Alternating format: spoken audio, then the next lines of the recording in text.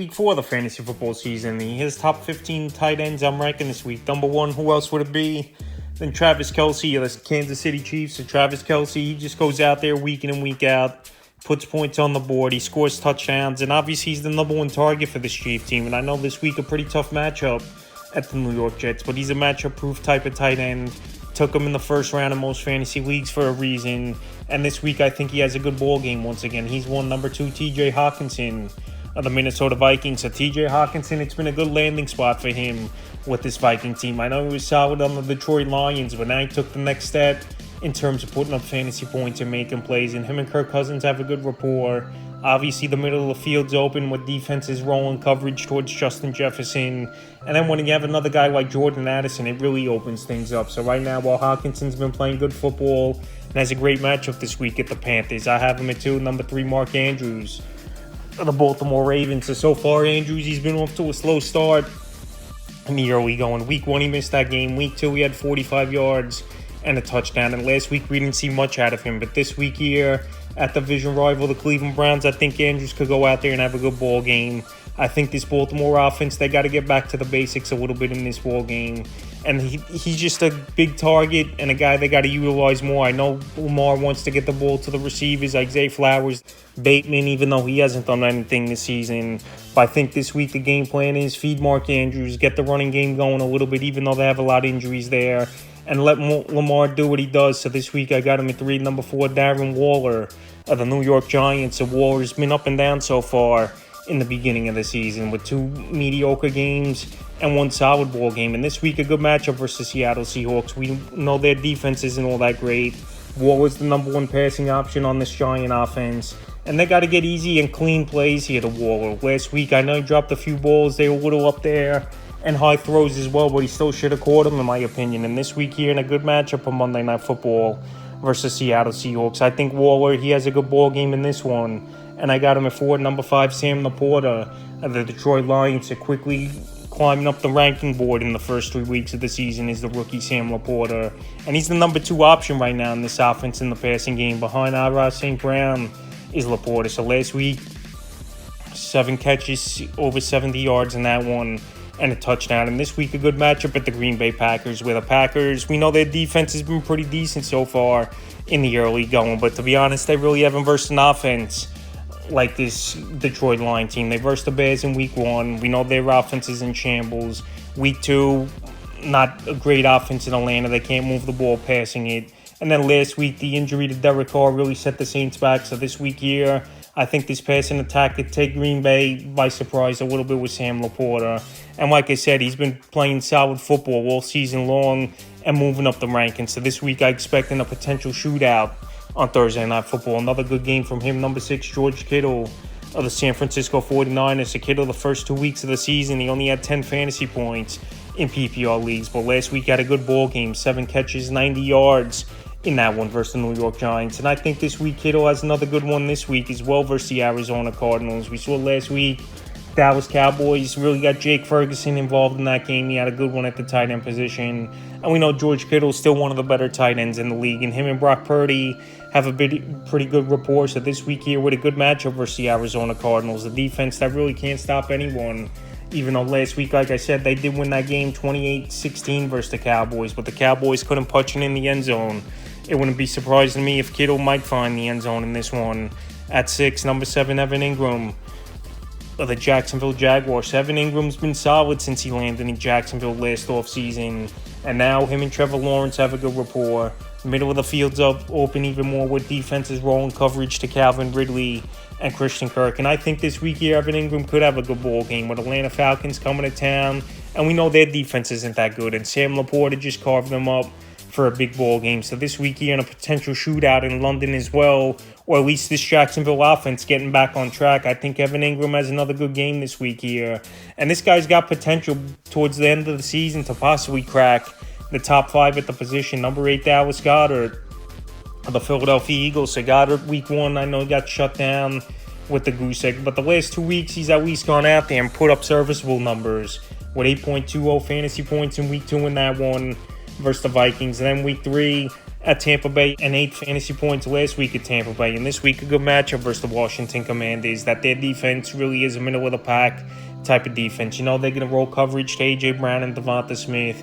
And Goddard, yes, he's going to probably get his 7-8 points, but if he could find the end zone as well on top of that, that could be a 13, 14-point scorer. So right now, Goddard's doing what they got him there for this Philly team. I know his ceiling isn't super high, but he's still a solid tight end that's going to give you steady numbers. And this week, I have him at number 9, Pat Freiermuth of the Pittsburgh Steelers. Freiermuth so far, 2 touchdowns on the season. And I always say this in the videos, a young quarterback, security blanket, and best option sometimes when in trouble is a tight end. And that's exactly Kenny Pickett with Freiermuth. And now, obviously, Deontay Johnson's out a few more weeks. He's been out now.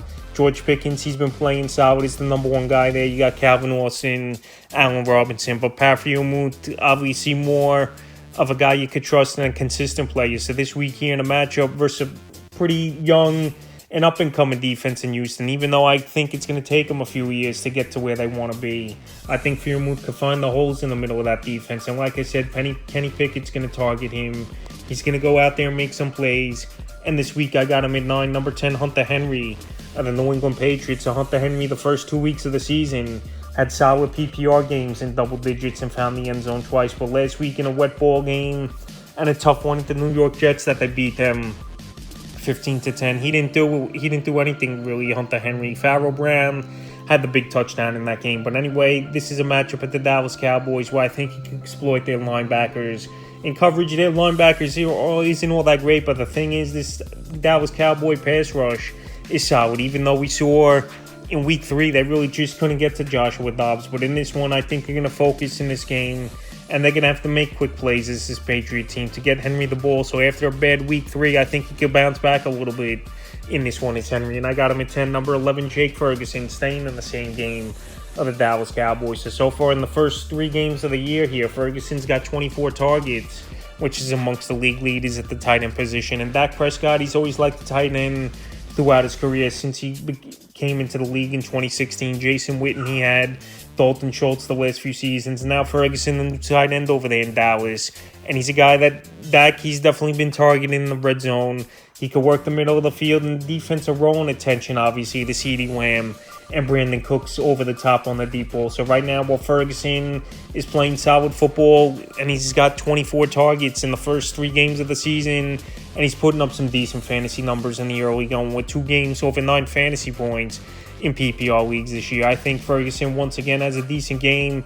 He's 11, number 12, Luke Musgrave of the Green Bay Packers. So a lot of tight ends emerging, young guys or guys who really didn't get an opportunity to start till this season. And Musgrave's another one here, rookie this year, and so far he's had 2 pretty decent ball games in the first 3 of his NFL career. So this week, a good matchup versus the Lions coming to town on Thursday Night Football, where both these tight ends are rookies in this game. Musgrave and Jordan Love have a good rapport. Christian Watson could be back in this one as well, but just opens up the middle of the field, I believe, for Musgrave to have more room and make some plays. And like I said, tight ends, it's a tough position this season in fantasy, but guys like Musgrave emerging, Ferguson, Sam Laporta, and I think Musgrave once again could get that 7 to 8 fantasy point there. No, it's not big points, but that's the reality of the position. If you could get 7-8 fantasy points a week at the tight end position, you'll take it. In my opinion, number 13, Tyler Higbee, the Los Angeles Rams. So Tyler Higbee, he'll have some pop games, and some games you don't see much, but he's coming off a solid ball game last week with 5 catches, 71 yards on Monday Night Football at the Cincinnati Bengals. And this week here, dome game, which is always a good thing for obviously any football player, where they don't got to deal with elements, wind, or whatever the case may be, bad weather. And this Indianapolis defense, I know they had a good ball game and shut down Mark Andrews, but this Ram offense has a lot of weapons, believe it or not, even without Cooper Kupp to start the season. And Tyler Higbee's always been a favorite target of Matthew Stafford over the last few seasons. So I think Higbee in this one could find the holes in the defense. Not a lot of people that high on Higbee this season for whatever the case may be, but in this one, I think he has a good ball game, and I got him in number 13, number 14, Kyle Pitts of the Atlanta Falcons. So Kyle Pitts, he's definitely dropping down the ranking board over the first 3 weeks of the season. Last week was his best game this year with 8.70 fantasy points in PPR leagues, but he's still not getting the football consistently. Only 9 catches on the season. And Desmond Ridder's one of the worst starting quarterbacks. I don't know if it's him or Zach Wilson this season in the NFL as a starter. But anyway, he's not getting enough looks. I know there were rumors going around he might get traded and the Cowboys are interested, and obviously that would be a huge landing spot for his fantasy value, but I just don't see it happening. So this week here, in a game obviously at the Jaguars in Wembley, ball game definitely could be a shootout. We've seen these type of ball games be shootouts over the years. Those early ball games up and down the field, indoors obviously. So it wouldn't be surprising to me if Pitts has a breakout game, but what I've seen the first 3 weeks of the season, this offense can't move the ball throwing it. And right now, Pitts, he does crack the top 15, but I'm not expecting much from him this week in the 15th and final tight end. I'm ranking Zach Ertz of the Arizona Cardinals. So the first 2 weeks of the season, Ertz put up serviceable numbers, but last week he didn't do anything versus the Dallas Cowboys. But this week here at the San Francisco 49ers, a ball game where I think they're going to be trailing early and often, even though last week I thought the game script would be that way, where they had to play catch up and throw the football a lot. But this week at San Francisco, I think it's going to be a long day here for this Cardinal team, and I think they're going to have to throw the football 30 or 40 times if they want to make it a contest or make it competitive. So right now, Zach Ertz, we know he's not the fastest as tight ends, but he's still a tight end that could get open, work the middle of the field, and has a great IQ for the game. So this week at a division foe, I think Ertz gets back on track and puts in a decent performance. So that's the top 15 tight ends I'm ranking for week 4 of the fantasy football season.